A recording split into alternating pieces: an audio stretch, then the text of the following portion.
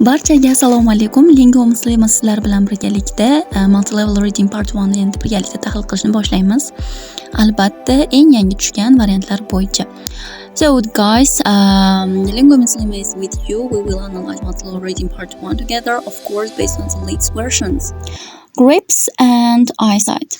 So dears, bilamizki, bu part 1 ni ishlanish jihati qanaqa? Avvalambor buni ishlash strukturasi haqida, nima qo'yish kerak degan savollarga javob berib o'tadigan bo'lsam, bu yerda sizga mana shunday mini tekstlarni taqdim qilishadi. Multi-level reading part 1 ni boshlaganingizda e'tibor qilishingiz kerak bo'lgan narsa, mana shu ochiq qolib ketgan joylarni ko'chadan yoki bo'lmasam fantaziya qilib so'zlarni topmaysiz. Balki mana shu tekstning ichida aylantirib, o'rgiltirib qo'yishgan javoblar, ya'ni buning ichida bo'ladi. Tashqaridan, boshqa joylardan izlab, qidirib o'tirishingizni hojati umuman yo'q. Endilikda bular bilan tanishib chiqadigan bo'lsak, va shunday sizlarga yana bitta texnikani ham aytib o'tmasam bo'lmaydi. Bu yerda siz qo'yishingiz kerak bo'lgan narsa so'zlarda, ya'ni e'tibor qiladiganingiz so'z turkumlari albatta. Misol uchun, we all know carrots are good for our eyesight. Hozir birgalikda tarjima qilamiz. Birinchi, demak, mana shu nuqta nima ekanligini topib olishimiz uchun e'tiborni bu yoqqa qarasak. A new study says blah blah are also good for our eyes. Qaranglar. Are turibdi bitta. Are bitta, demak, qo'shimiz kerak bo'lgan narsa ot va bu ko'plikdagi ot bo'lish kerak ekanligi nazarda tutilyapti. Ya'ni noun qo'yishimiz kerak. Shunday joylar keladi, adjective qo'yishingiz kerak, adverb qo'yishingiz kerak yoki da bo'lmasam verb qo'yishingiz ham kerak bo'ladigan o'rinlar uchraydi. Demak, bu yerga dears gaplarni tarjima qilgan holatda topishni boshlaymiz. We all know carrots are good for our eyesight.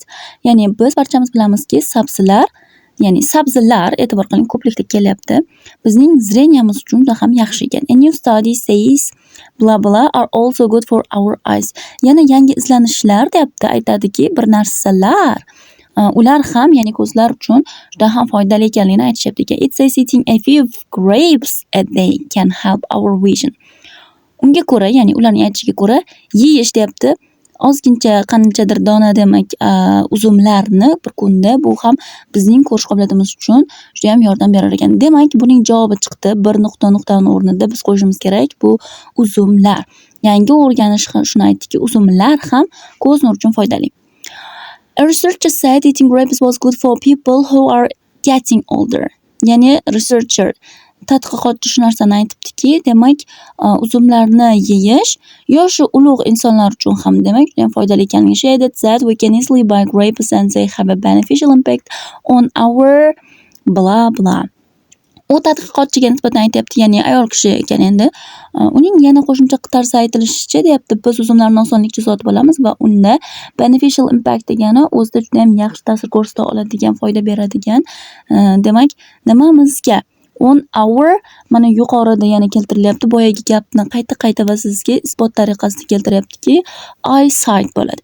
Ya'ni bizning zreniyamiz uchun mana shu narsa juda ham foydali. Oson yeymiz va bizning zreniyamizga anchagina foydali ekan. This is good news for people who dislike blah blah.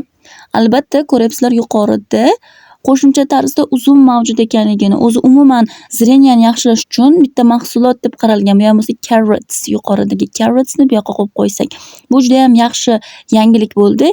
Kimlarki sabzilarni yoqtirmaydiganlar uchun, ya'ni sabzini xushlamaydiganlar endi birga bemalol uzumdan iste'mol qilishlari mumkin ekan. Many people took part in testing. Half of them ate grapes every day. The half ate a placebo snack. Ya'ni bu yerda aytyaptiki, yarmi uzum yebdi kun davomida va boshqalar esa soxta snacklarni tanovul qilishibdi. Placebo snack degani bu soxta snacklar bo'ladi. Researchers found that people who ate the grapes had better muscle strength around the bir balo.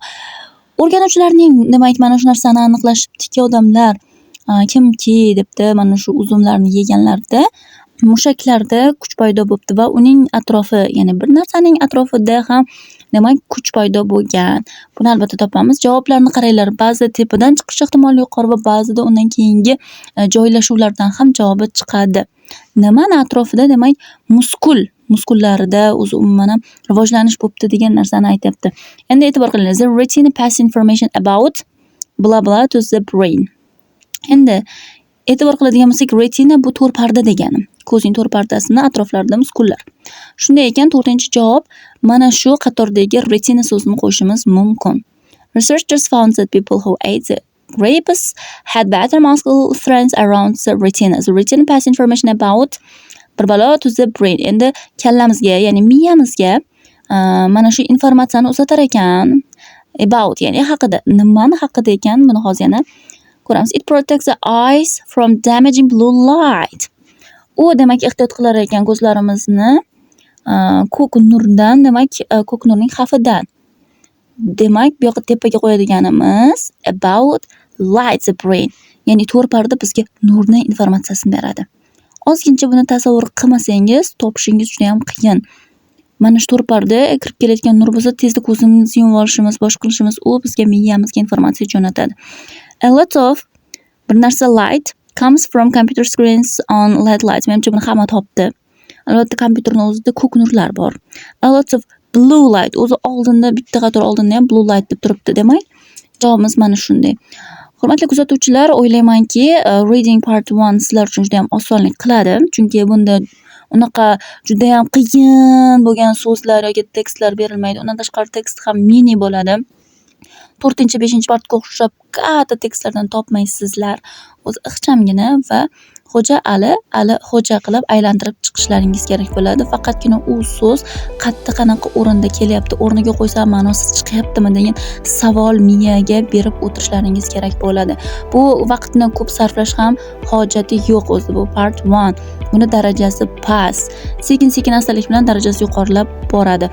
Buni multi-level readingni ishlayotganlar juda ham yaxshi bilishadi va endi ishlashni boshlayotganlar uchun inshaalloh bu demak videomiz juda ham foydali bo'ladi. Have a nice day, guys. Bye.